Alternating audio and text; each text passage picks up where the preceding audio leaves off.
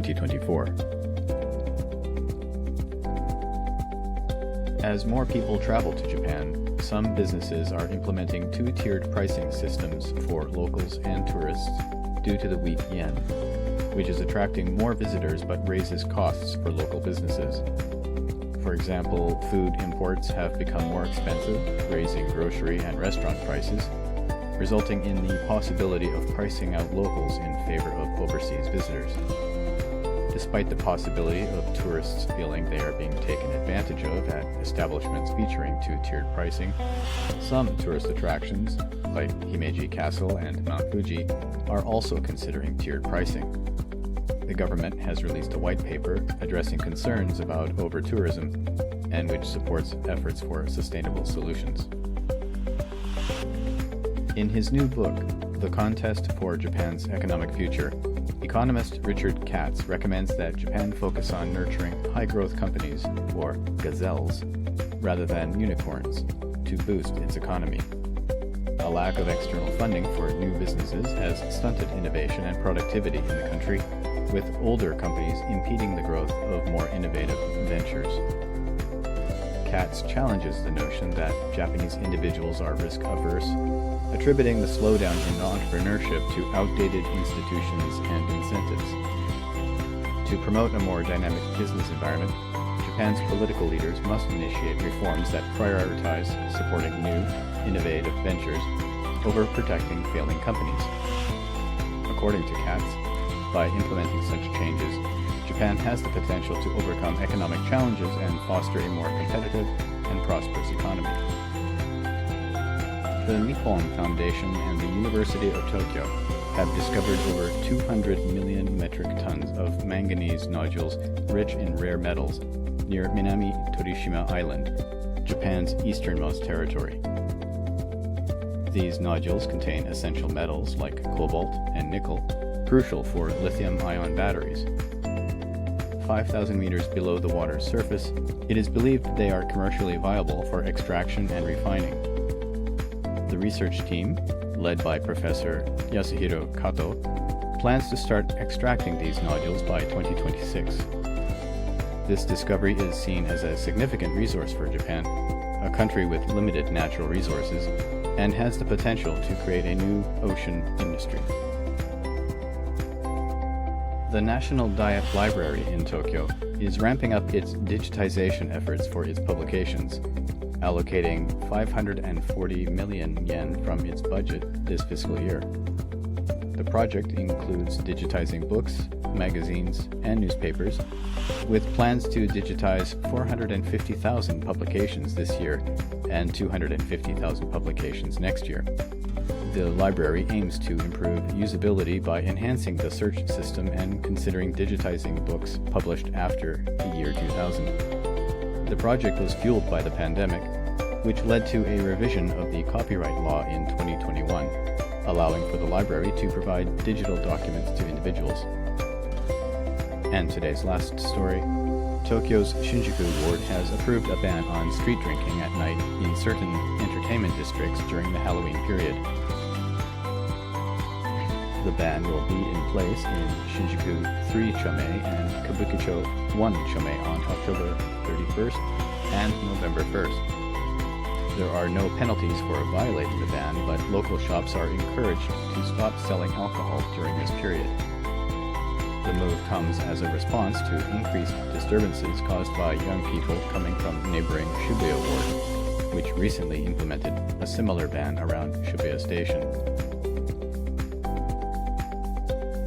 The Tokyo Marathon will introduce a non-binary category for runners starting in 2025, becoming the last of the 6 world major marathons to do so. Following criticism from advocacy groups and the United States ambassador to Japan to support LGBTQ rights, the Tokyo Marathon Foundation aims to be the most inclusive race globally. The race, expected to have 38,000 participants, will provide non-gendered changing rooms and restrooms, and include non-binary descriptors in participant lists and records. A Japanese woman and her child, along with a Chinese school bus attendant, were stabbed by a man in Suzhou, China. The mother and child sustained non-life-threatening injuries, while the Chinese attendant was critically injured. The attacker was arrested at the scene. This incident follows another recent stabbing of U.S. college instructors in Jilin, China. Knife attacks are not uncommon in China, where guns are tightly controlled. Rising nationalism and anti-Japanese sentiment in China have led to growing criticism of Japanese schools in the country. Due to the recent weak yen, many young Japanese people are opting to travel abroad on working holidays in search of higher pay. Around half of them are choosing to go to Australia, leading to a record 14,000 working holiday visas being issued by the Australian government since June last year. While Australia's minimum hourly wage is significantly higher than Japan's average, not everyone secures well-paying jobs, in part due to limited English language skills and cultural resistance to negotiations, as pointed out by Associate Professor Nana Oishi of the University of Melbourne. Mitsubishi Heavy Industries is close to completing the design of its next-generation nuclear reactor in Japan, aiming to begin construction once a site is selected and tests are finished. The company expects to take about 10 years to build and start operating the light water reactor once a suitable site is determined. Japan is considering expanding nuclear power as part of its energy strategy beyond 2030, alongside renewables. Mitsubishi Heavy aims to double revenue in its energy and defense sectors by 2026, seeing growth opportunities in markets including the United States, China, and elsewhere in Southeast Asia. The debate over leotards in women's gymnastics continues as the Paris Olympics approaches. While some teams, like Germany, have opted for unitards to combat sexualization in the sport, Japan's gymnasts will stick to traditional leotards at the Paris Olympics. The debate surrounds the idea of choice, with some gymnasts expressing discomfort with the revealing nature of leotards, and for aesthetic and performance reasons. Despite calls for more gender-inclusive uniforms in gymnastics and other sports, the decision ultimately lies with the national Olympic committees and governing bodies. The future of gymnastics uniforms may see a shift towards more gender-neutral options, but undoubtedly discussions about sexism in sports attire will continue. Japanese scientists have successfully attached living skin to robot faces for more realistic facial expressions following the structure of human tissue. The artificial skin, made in a lab using living cells, can repair itself if cut and is anchored to the robot using a gel containing collagen. The breakthrough paves the way for lifelike, self-healing humanoids.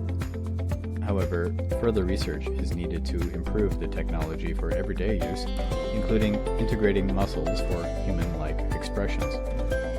The findings may also have applications in skin aging research, cosmetics, and plastic surgery. The Emperor and Empress of Japan attended a welcome ceremony in London as part of their state visit to Britain. They were greeted by King Charles III and Queen Camilla at Horse Guards, where they inspected the Grenadier Guards. The imperial couple then rode in carriages through the mall to Buckingham Palace, waving to spectators along the way. Prior to the ceremony, Prince William visited the imperial couple at their hotel and escorted them to the event. This was the first official event for the imperial couple during their visit.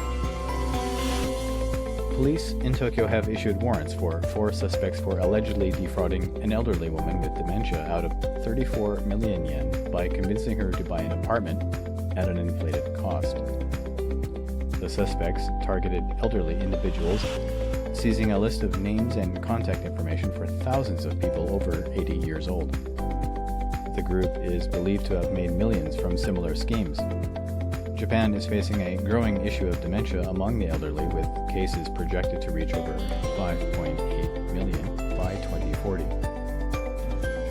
The new Mogami-class frigates are designed for surveillance missions around the Japanese archipelago, including the disputed Senkaku Taiyo Islands. Mitsubishi Heavy Industries has launched the 9th frigate, named Natori, with plans for a fleet of 12 in total. The vessel is equipped with a Kodag propulsion system and is set for delivery by the end of fiscal year 2025. Japan aims to defend its Nansei island chain amidst China's naval expansion by increasing surveillance efforts. The Japan Marine Self-Defense Force plans to acquire a total of 24 frigates, with the new vessels being upgraded versions of the Mogami class. Japanese Defense Minister Kihara Minoru announced that Japan's Air Self-Defense Force will conduct joint drills with the air forces of Germany, France, and Spain in Japan in July. This will be the first time aircraft from all 3 European countries will be deployed to Japan simultaneously.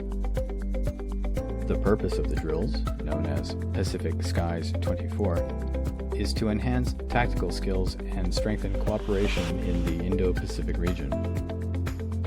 The joint exercises will take place at various locations, including Chitose Air Base in Hokkaido and Hyakuri Air Base in Ibaraki Prefecture over a 2-month period.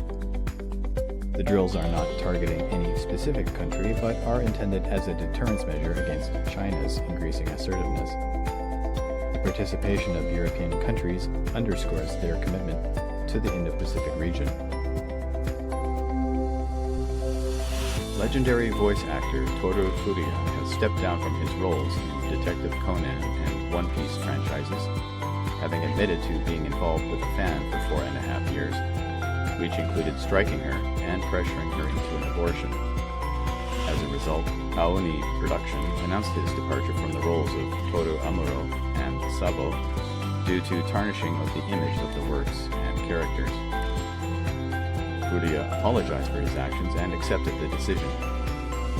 He will no longer be involved in the video game Metaphor Re Fantasio, and his X account has been deactivated. Furuya seems to be laying low for the time being, with a comeback uncertain.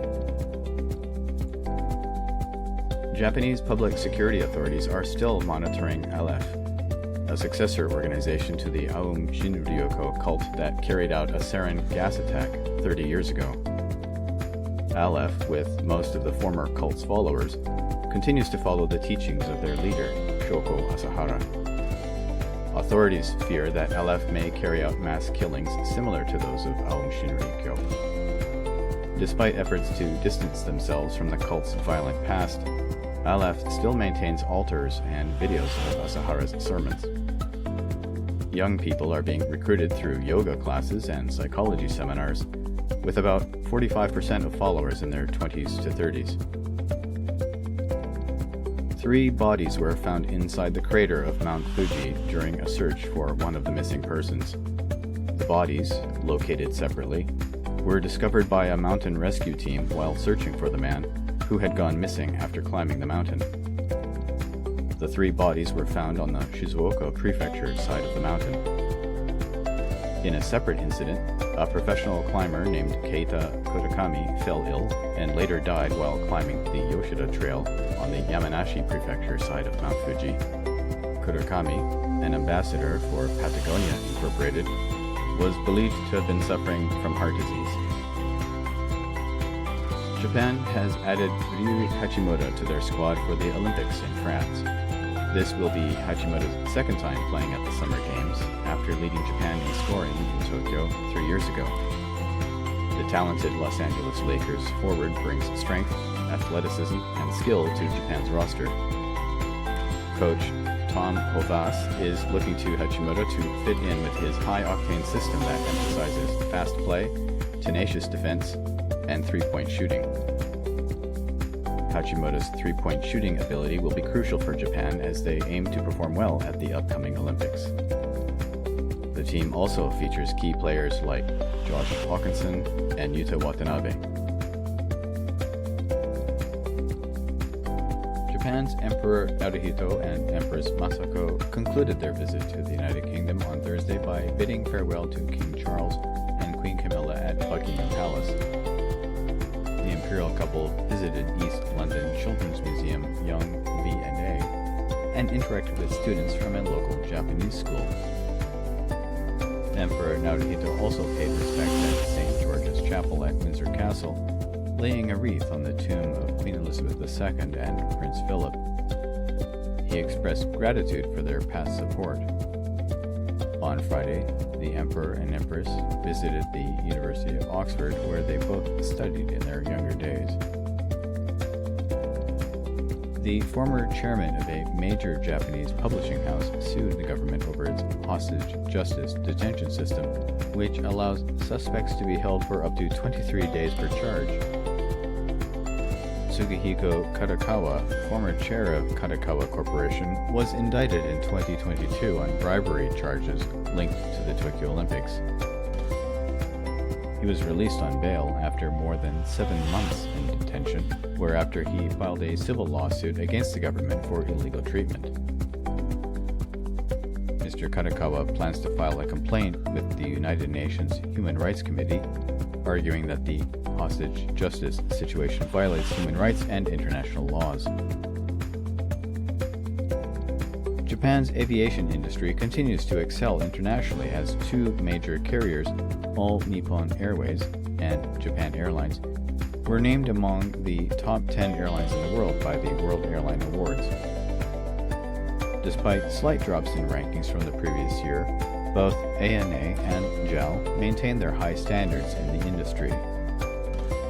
ANA came in 4th place, while JAL ranked 6th out of over 350 airlines surveyed. Both airlines received recognition for their exceptional services, with ANA winning awards for Best Airport Services, Best Airline Staff in Asia, and Best Cabin Crew in Japan, while JAL was named Best Premium Economy Class and Best Premium Economy Class Airline Seat. The Canadian men's volleyball team was eliminated from Volleyball Nations League action after a 3-0 loss to Japan in the quarterfinals. Japan, ranked 2nd in the world, won with set scores of 26-24, 25-18, 26-24. Yuki Ishikawa led all scoring with 26 points for Japan, while Arthur Zwack led Canada with 17 points. Canada reached the VNL quarterfinals for the first time, defeating Japan and Brazil in the preliminary round. The Japan team now looks ahead to the Paris Olympics in a tough pool including France, Slovenia, and Serbia. And in beer news, Shapeshifter Brewing, a small batch craft beer brand in Adelaide, Australia, is expanding internationally as a distributor. Co-founder James McCall's recent visit to Japan convinced him that the company should export their selections, which will be via a Yokohama distributor in coming months. McCall explained that attracting younger consumers to craft beer is a challenge, but the Japan market remains as highly interested in new, experimental styles as other markets were in pre-COVID years, which your reporter feels demonstrates the strength of the Japanese beer market. This has been the Tokyo Bill. I've been and remain Tokyo Bill. Thank you for listening, and take care.